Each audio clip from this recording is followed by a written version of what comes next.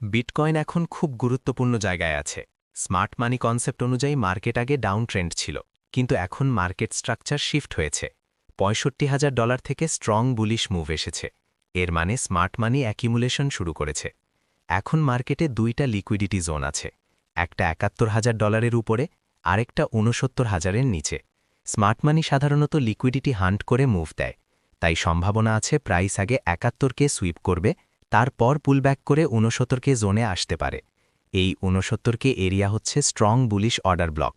যদি প্রাইস এখান থেকে বাউন্স করে, তাহলে বিটকয়েন সহজেই ৭২ থেকে ৭৩,০০০-এ যেতে পারে, কিন্তু যদি ৬৮,৮০০ ব্রেক করে, তাহলে মার্কেট আবার বেয়ারিশ হতে পারে। এই অ্যানালিসিস শুধু এডুকেশনাল পারপাসে করা হয়েছে। স্মার্ট মানি এখন ধীরে ধীরে বাই সাইড লিকুইডিটি হান্ট করতে পারে। 2. Liquidity analysis. চার্ট অনুযায়ী সেল সাইড লিকুইডিটি ৬৮,৯০০ ৬৯,২০০ নিচে, বাই সাইড লিকুইডিটি ৭১,০০০-৭১,২০০ উপরে। স্মার্ট মানি সাধারণত আগে লিকুইডিটি সুইপ করে তারপর মুভ দেয়। সম্ভাব্য সিনারিও: ১.